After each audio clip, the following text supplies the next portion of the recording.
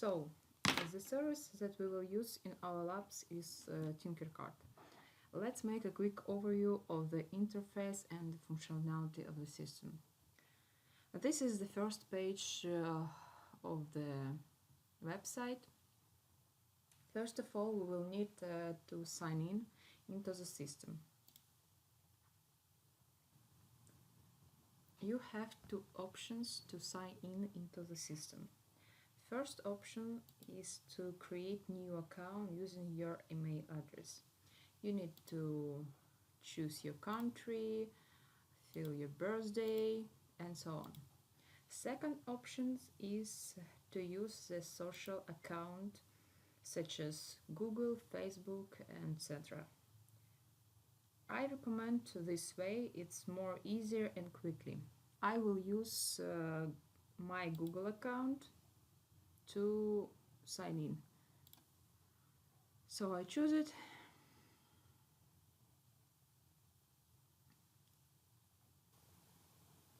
The first thing you see is your profile with projects. There is two types of project that you can create, is 3D design and circuits. In 3D design I don't have any projects, but with 3D design function you can create 3D models by adding and removing different shapes from the design workspace. When you finish working with the model and come back to the main page, your design will be saved in the recent design. But in this class we will work with circuits. The circuits functionality gives possibility to create electronic circuit design based on Arduino Uno board. The principle of creation the circuit is the same as in the 3D design. I already have 4 circuits that I work with. In addition to the fact you can create your own circuit, the Tinkercad has lessons and projects for learning.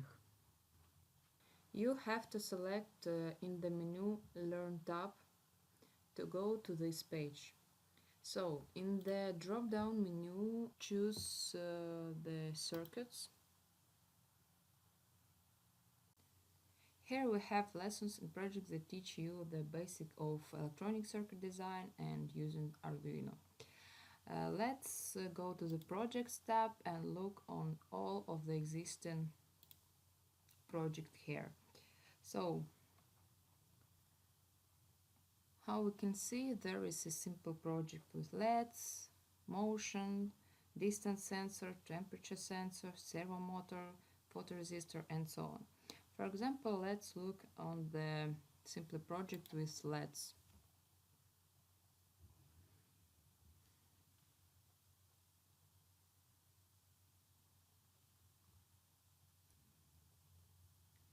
Each of this project has a description and include the set of learning steps.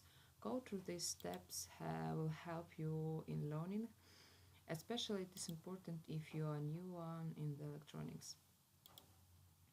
So here we have the ready circuits and if you click to the code button, you will see the program for this project. Some projects don't have program and you need to write it, going through the steps that project proposed to you.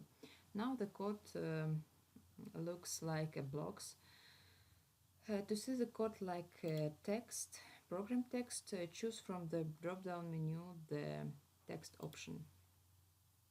Now it's you are sure that you want to see the text, yes, continue, and we see the program code with some comments. So click to the start simulation that to see how it is work. And now we see that let's blink. So stop simulation and go back to the main menu.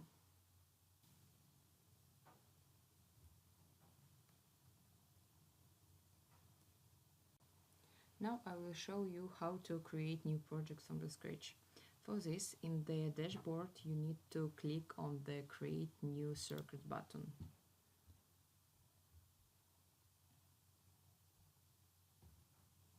The central field is called Work Plane. On this moment we don't have anything here. In the right side is Components panel. In the top is Instrument panel. From the component panel, drag a Arduino board and breadboard onto the work plane. So the rows of a solderless breadboard are connected inside. Hover your cursor over the point in the breadboard and you will see how they are connected. Now we can see that that this 5 point is connected between each other and this 5 point is connected between each other. But also the breadboard have this special long rails along the edges are for easier access the power and ground to the breadboard. So now we create the simple project changing LED brightness by potentiometer. So let's go to pick up the components that we need from the component panels to the work plane and potentiometer. Click that to add in, for example, resistors value by adjusting it to 220 ohms in the component inspector. The component inspector appears when the components are selected. For example, now this is LED inspector, this is potentiometer inspector, and now we was in resistor inspector. So let's go to move a little bit our components.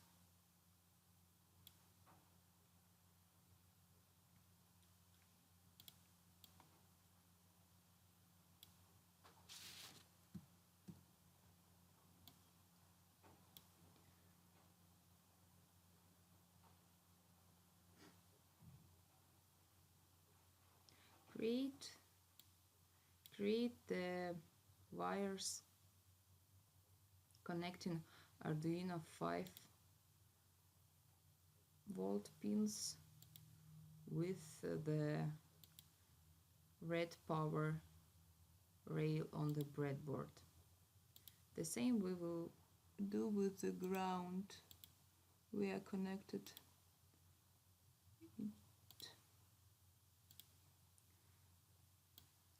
to change color of the wire. We need to click on it, and in the inspector to change this color. This will be black and this will be red one.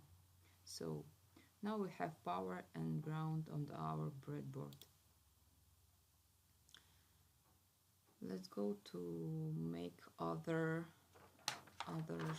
wires for our project. Connect our LEDs to the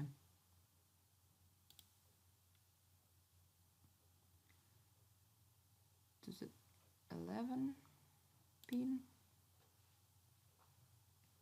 Change the color, orange one, and let's go connect the potentiometer. So this will connect to the ground and this will connect to the power.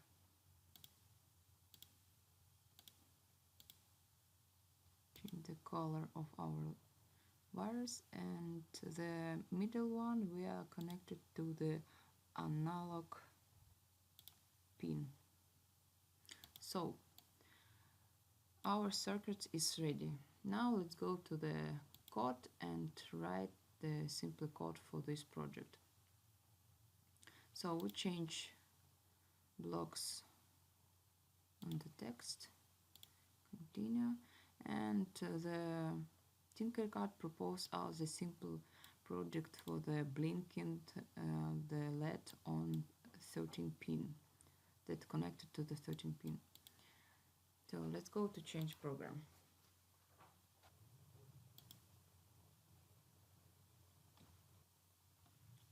Create new variables.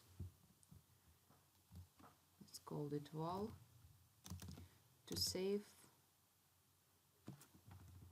and val. To save the value from odometer. In the pin mode we change the 13 pin on the 11 because our LED connected to the 11 pin on Arduino, and add new mode for potentiometer which connected to the analog 0, and we will read information from it. So we write input. In the void loop, the first that we need is to read the value from the sensor, from the potentiometer, and to save it to the val variable. For this reason we will use the analog read function. Read from A0.